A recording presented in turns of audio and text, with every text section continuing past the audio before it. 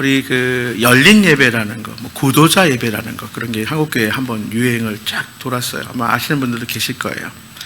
그러니까 이전에는 다 그냥 우리가 전통적인 예배, 이게 다 사실은 미국 교회 영향을 많이 받았고요. 그래서 우리도 주로 정통적인 예배, 어느 교회를 가도 뭐 거의 뭐 집회 외에는 거의 다 비슷했어요, 사실은요.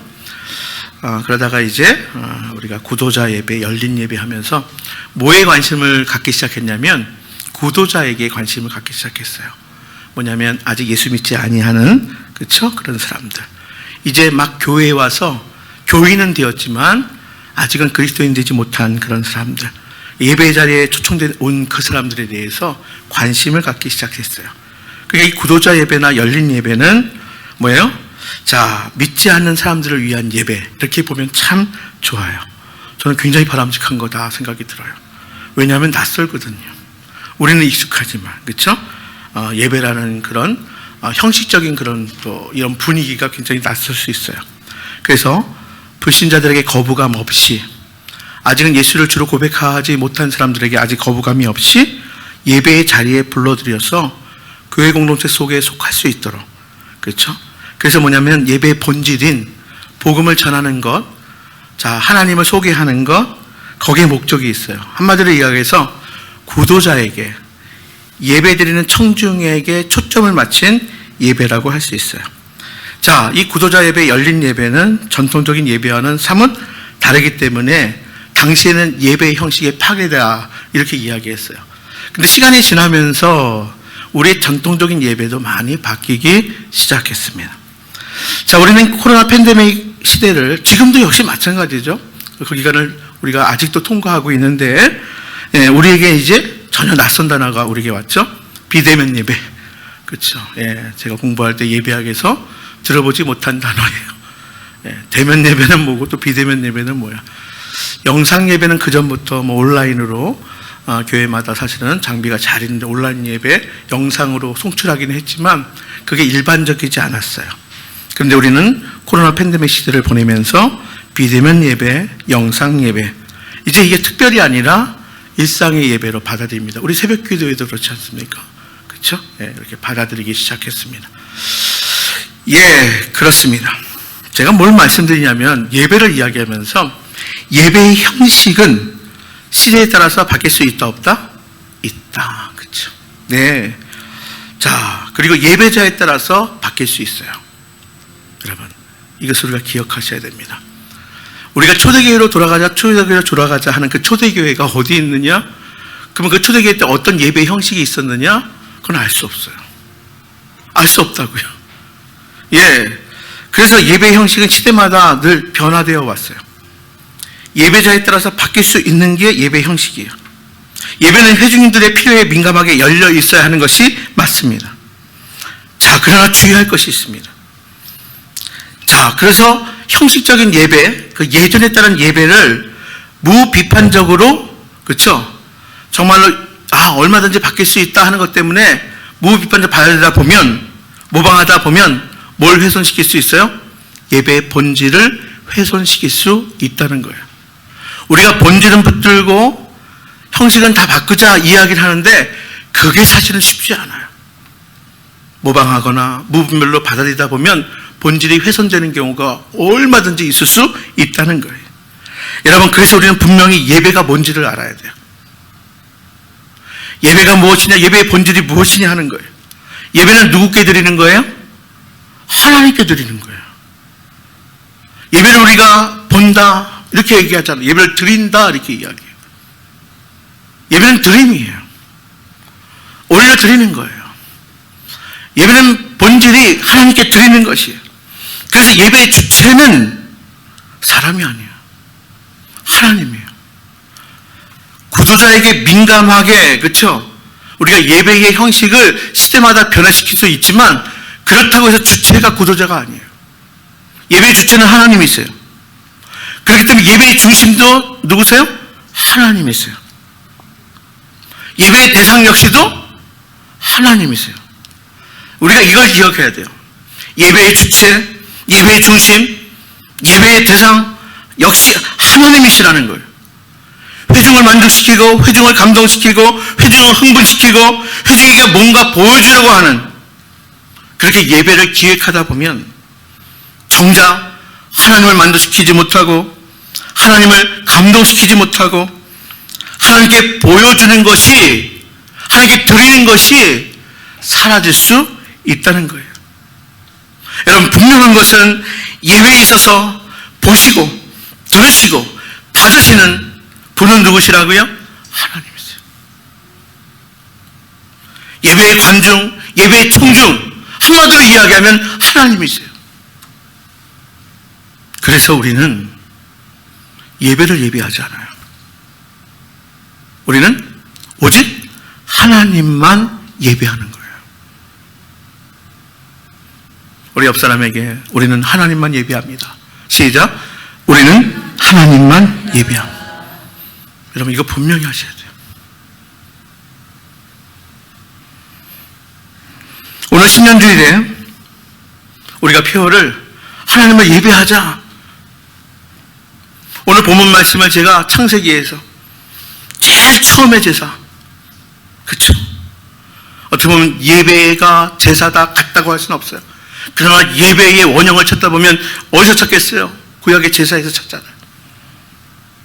그래서 가인과 아벨의 제사, 이 본문의 내용을 통해서 하나님이 기뻐 받으시는 예배가 무엇인지, 하나님이 기뻐하시는 예배가 과연 어떤 것인지 우리가 한번 나누어 보았으면 좋겠어요. 여러분, 먼저 하나님이 기뻐 받으시는 예배는, 하나님이 기뻐하시는 예배는, 하나님은 절대 감사, 절대 신뢰로 드리는 믿음의 예배를 받으세요. 무슨 예배요? 믿음의 예배요. 이 믿음은 절대 신뢰예요.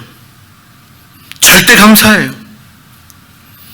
여러분, 아담과 하와가 범죄한 이후에 에덴 동산에서 추방됐어요. 그래서 뭐예요? 그래서 이제 한 해 동안 열심히 일을 하고 한 것도 있지만, 성경이 가장 먼저 중요하게 소개하는 게 뭐예요? 추방된 이후에 인간이 해야 될 가장 먼저, 가장 중요한 일이 뭐냐? 그게 바로 가인과 아벨의 제사를 소개하고 있어요. 그러니까 인간이 해야 될 많은 중요한 일들, 바쁜 일들, 시급한 일들 있겠지만, 인간이 해야 할 일들이 참 많이 있겠지만, 오늘날 우리에게도 역시 마찬가지예요. 주어진 많은 일들이 있겠지만, 그 중에 특히 뭐예요? 오늘 본문에 나오는 가인과 아벨의 제사를 통해서 이 제사의 문제를 처음 다루고 계시다는 사실이, 이 사건을 우리에게 말씀하고 있다는 사실을 보면 예배가 우리에게 얼마나 중요한지를 단적으로 말해준다고 할 수 있는 거예요. 여러분, 예배는 그 어떤 일보다 우리에게 우선되는 일이에요. 중요한 일이에요. 이거는요, 절대로 차선을 밀려서는 안 되는 일이라는 거예요. 노아 시대 대홍수 이후에 노아가 계산을 해보니까 378일 정도를 방주 안에 머물러 있었어요. 방주에 거의 1년 좀 지난 시간 머물러 있다가 나오자마자 노아의 가족들이 한 게 뭡니까? 뭐예요? 아니, 그 방주 안에 답답하게 머물러 있다가 나오면 할 일이 참 많을 거 아니에요. 근데 가장 먼저 한 일이 뭐냐면 하나님께 제단을 쌓는 일이에요. 믿음의 조상 아브라함, 이삭, 야곱으로 간 족장 시대에 보면 이주할 때마다 그들이 가장 먼저 한 일은 뭐냐면, 많은 중요한 일도 있고 시급한 일도 있지만 그들이 먼저 한 일이 단을 쌓는 일이었어요. 제사예요. 예배예요. 자, 그런데 오늘 본문의 말씀에 보니까 하나님은 가인과 아벨의 제사 중에서 아벨의 제물은 연락하시고, 이 말은 아벨의 제사를 받으셨다는 이야기죠. 반면에 가인의 것은 받지 않으셨어요. 하늘에서 불이 떨어져 제물을 불살라는지, 제사 직후에 복이 임했는지 어떤 방법으로 열람 여부는 성경에는 알 수 없어요. 우리는 흔히 성경 이야기를 동화로 들으면서 불이 떨어지고 하는데 성경에서는 그걸 알 수가 없어요. 그래서 중요한 것은, 분명한 사실은 뭐냐면 가인의 제물은 연락하지 않으시고 아벨의 제물은 연락하셨다 하는 거예요. 네.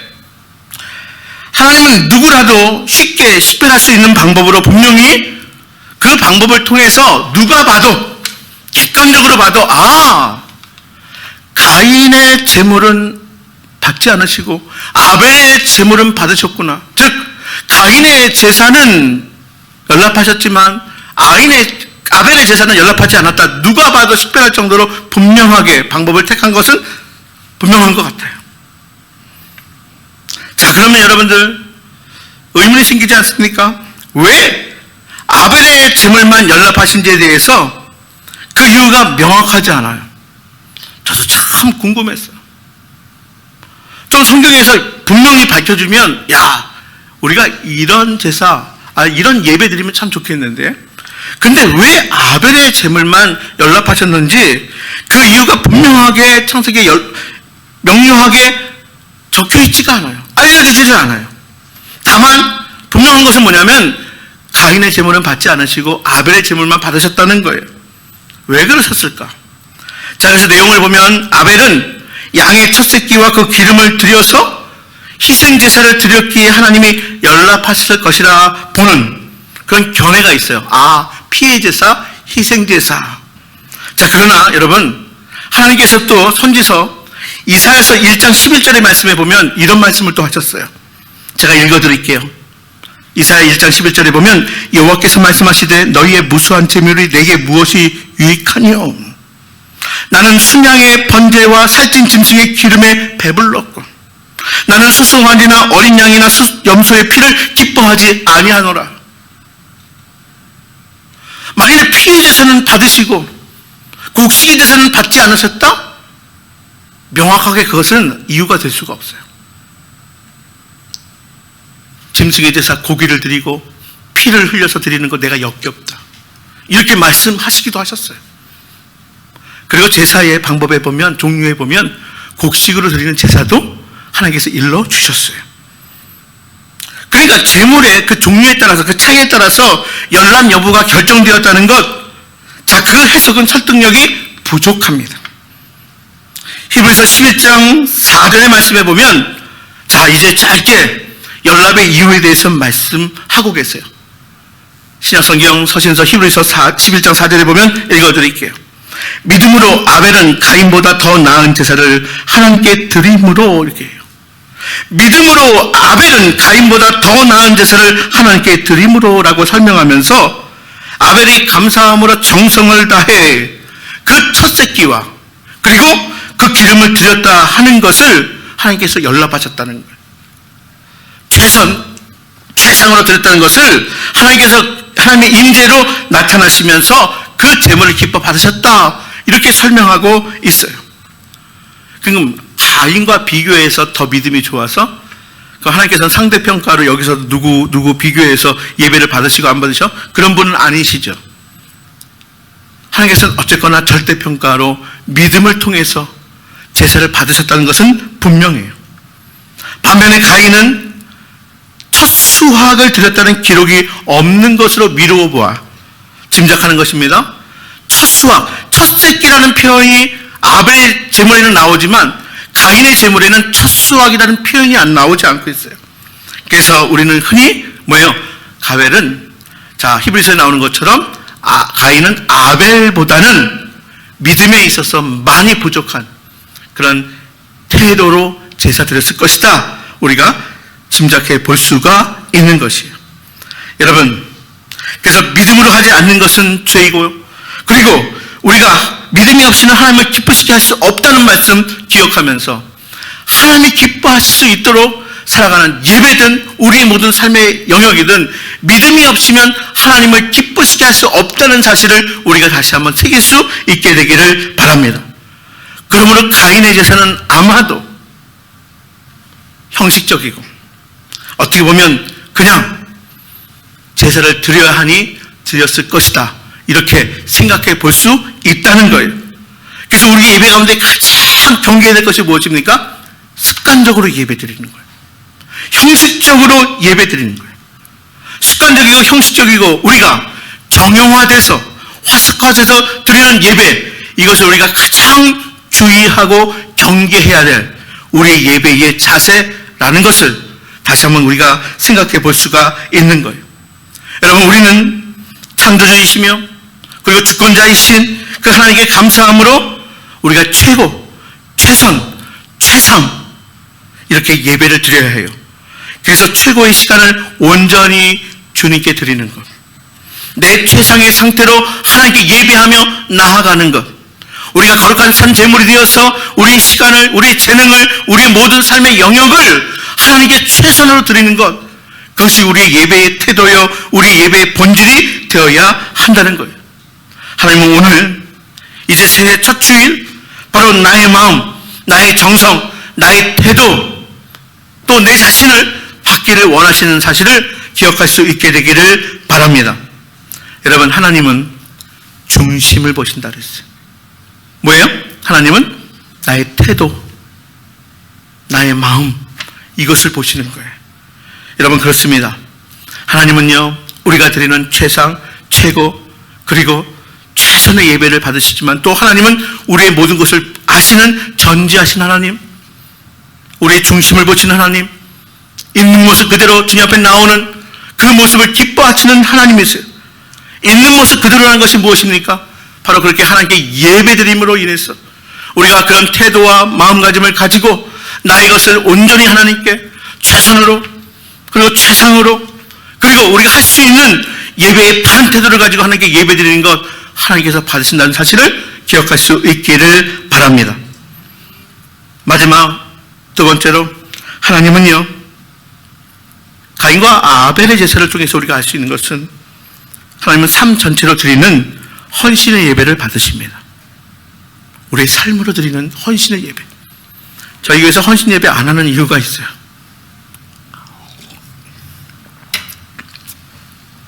이름만 있는 헌신 예배 말고 우리 삶 전체로 드리는 그 헌신의 예배를 받으신다는 것. 오늘 본문의 말씀에 보면 참 단어가 보면 하나님께서 자 이렇게 표현을 하십니다. 자 5절의 말씀에 보십시오. 가인과 그의 재물은 이렇게 표현. 가인과 그의 재물은 연락하지 않으셨어요. 그런데 반면에 아벨의 그 재물은 연락하셨다. 오늘 본문에 이렇게 표현해요. 여러분, 가인과 그 재물, 결국 가인이 드린 재물만 연락하신 것이 아니라 분명하게 가인과 그 재물을 연락하지 않으셨다는 거예요. 아벨이 드린 재물만 연락하신 것이 아니라 아벨과 그의 재물을 연락하셨다, 이렇게 표현하십니다.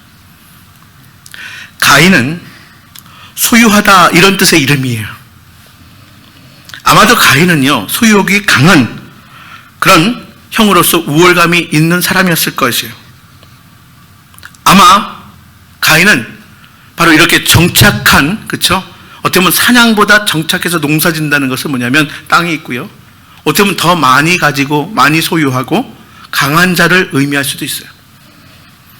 반면에 아벨의 이름의 뜻은 입김이라는 뜻이에요. 또는 아벨의 뜻은 아담과 같이 먼지라는 뜻을 가지고 있어요. 그러니까 아벨은 그 이름의 뜻으로 볼 때는 뭐예요? 입김과 같이, 먼지와 같이 늘 가인의 그늘에 가려진 약자와 같은 모습이에요.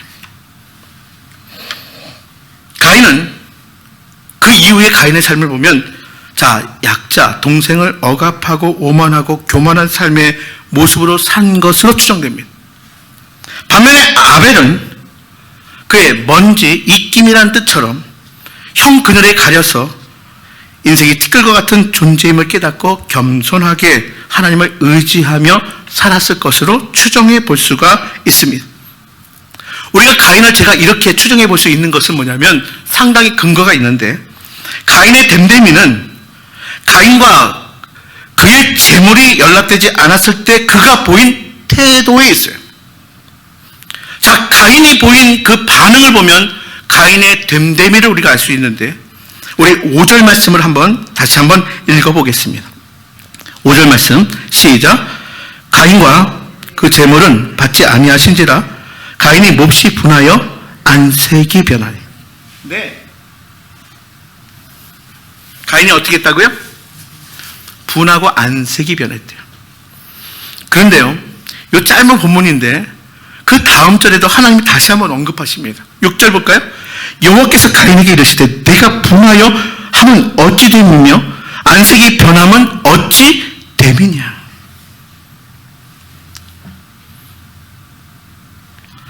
가인과 그의 재물을 받지 못한 이유는 여기 담겨져 있어요. 그의 됨됨이에요. 그의 태도예요. 아마 그런 교만으로 인해서 그 교만이 뭐예요? 재물이 연락되지 못하는 것 때문에 뭐로 작용돼요? 질투심으로 작용됩니다. 시기심이 발동돼요. 더 나아가서 이제 우리는 잘 알고 있어요. 이제 동생을 죽이는 그런 참혹한 죄악의 행위까지 나갑니다. 여러분, 저는 그런 생각을 해봤어요. 하나님께서 가인과 그의 재물을 연락하지 않으셨다. 가인을 버리셨을까요? 아니에요. 구약에 보면, 성경에 보면 하나님께서 죄에 대한 징계나 심판을 하실 때 하나님의 속마음은 돌이키라는 거예요. 돌아오라는 거예요. 하나님의 또 다른 은혜의 방편이에요. 가인의 재물의 거부는 하나님의 은혜의 표현이었어요. 그것은 그의 삶과 행위를 돌아보고 돌이킬 수 있는, 회개할 수 있는 그런 기회를 주시기 위한 것임에도 불구하고 가인은 그 기회를 놓쳤어요. 재물의 차이가 하나님께서 연락하시고 연락하지 않으시는 그런 것을 가늠한 것이 아니에요. 재물이 하나님이 받으시고 받지 않으시는 기준이 될 수 없어요. 제사를 드리는 사람의 삶이에요. 제사를 드리는 사람의 삶과 그 행동, 그의 태도가 열람 여부를 결정하는 기준이 되었다는 거예요. 여러분, 하나님은 재물에 관심이 있으실까요? 아니에요. 하나님은 재물을 드리는 사람에게 관심이 있으십니다. 그래서 하나님께서는 가인과 그 재물, 그리고 또 아벨과 그 재물 받지 않으셨다, 받으셨다. 이렇게 표현하신 거예요.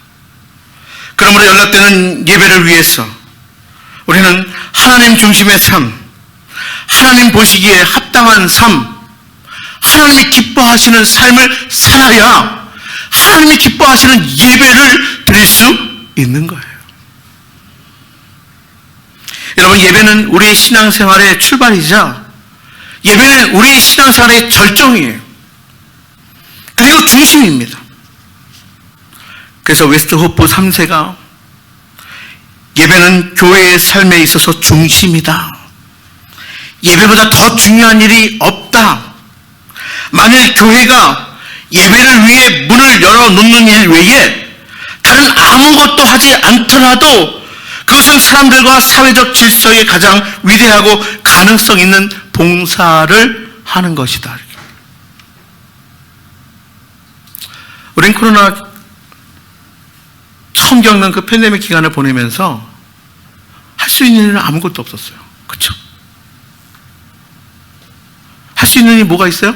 예배밖에 없어요.